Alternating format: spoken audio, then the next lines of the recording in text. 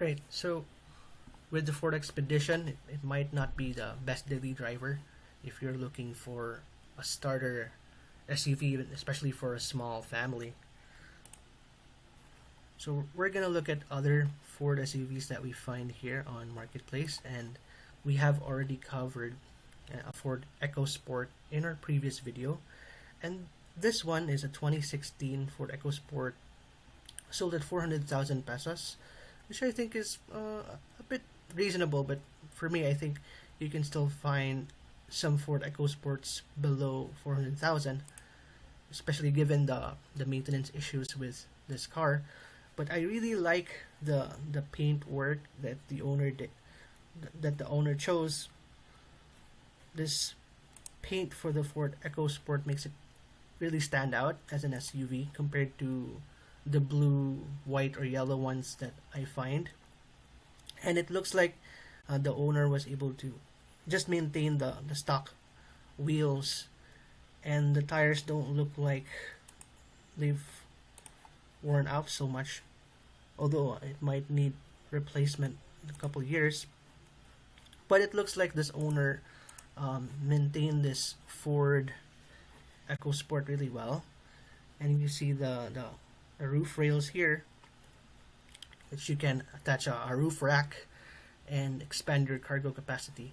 So the Ford EcoSport is in the subcompact crossover SUV segment, which means that although it's a crossover and it's an SUV and it has decent cargo space, but as far as subcompact crossover SUVs are concerned, those SUVs don't tend to get a lot of cargo space, which means that these roof racks might be essential, especially if you're going on a long road trip or going to be away for a while and you're bringing your car.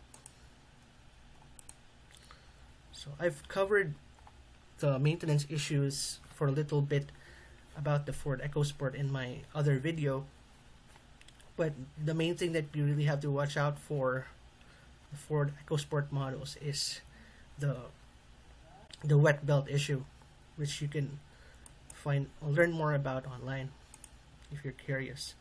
So in terms of the interior of this Ford EcoSport, it's pretty well kept. I think this is some good leather seats, and it also has a sunroof, although I think that might be a crack, I'm not so sure.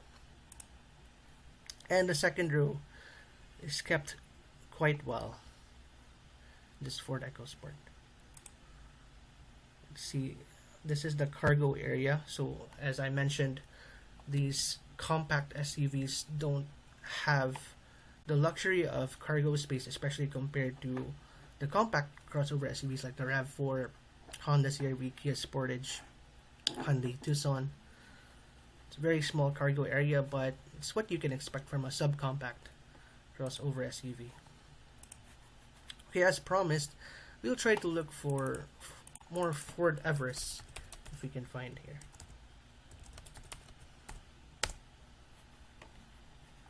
Wow. So there are a bunch here. And what we saw last time was a 2012 model. And this one is a 2007. So this was in the era of the Mazda-based Ford Ranger. And as you can see, it's a very good looking SUV. Although the upholstery here in the driver's side is not looking good, but for me this is a minor issue that you can have fixed with some shops that specialize in the seats, especially in cities like Cebu City. You can find automotive shops that fix the upholstery and the seats and can even give you some new seats. And the prices aren't really super expensive, or unfortunately we don't really have a lot of junkyards here where you can find other Ford Everest lying around and just find a seat and swap that out. So your best bet would just be to have this fixed. Second row looks really good, well maintained. I'm not so sure if this is authentic leather, but they do look comfortable, and the condition is not that bad. These rims are not the biggest rims, especially for SUVs that you see today. I think these are 16 inches, probably, yeah, around 16 inches, and the tires are thick, so you can see that there's still some space on the wheel wells for bigger tires. So the Ford Everest that you see, especially in the Mazda based ones, are ones that can really go off-road. Even the Ford Everest today, of course, they're made for Australia, Asia, where the roads are not that good, are not, you don't always have pavement that's well maintained, especially with a lot of big trucks that just pass through them every day. So you're gonna get some lubak here in the Philippines. So they really intended for the Ford Everest to be a versatile off-road capable SUV, and that's one of the reasons it was very popular when it came out here. Okay, let's try to look for one more Ford Everest.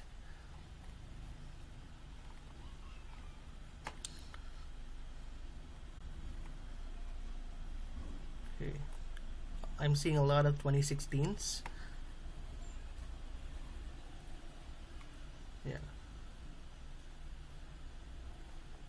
Yeah. I see one for 385,000. It's a 2011 model. Still that Mazda based Ford Everest, and it has a very good looking wheel cover, or I doubt though that that's the first wheel cover this has. It sure looks new.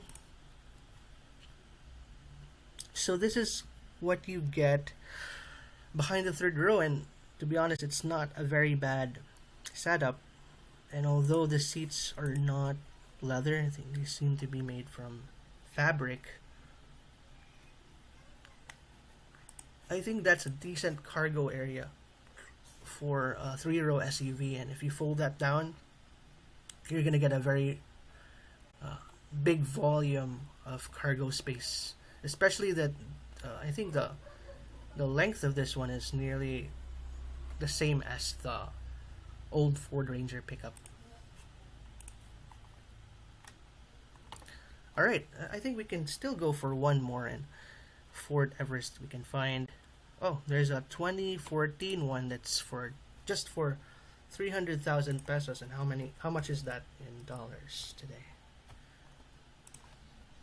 Oh, it's just under $5,000. So I think this is a very good deal for this Ford Everest, and this Ford Everest model was still before the 2018-2019 midsize Ford Ranger platform.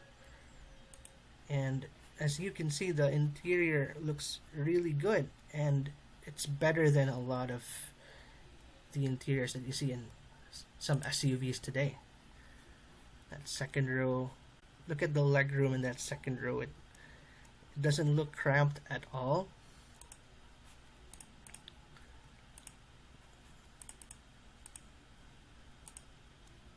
And even the first row has been well maintained. So for a 12-year-old SUV, this looks like a really good deal. Just make sure to find out what the issues are, especially with the engine, the transmission, suspension issues. So if this Ford Ranger was driven a lot on a daily basis, especially on bad roads, you can expect a lot of suspension parts to wear out, possibly the control arms, the bushings. You might want to check the shocks and struts. But it's still a very good looking SUV, and definitely has that rugged look to it. Okay, so we've looked at a lot of Ford Everest models and a couple of different Ford SUVs in Facebook Marketplace, and It's a mixed bag of different prices, but as we found, you can find some very affordable SUVs for between the 300 to 400,000 price range, and that's for a three-row SUV, and it's branded by Ford. So I hope you found this helpful, and if you did, make sure to subscribe for more. Thank you.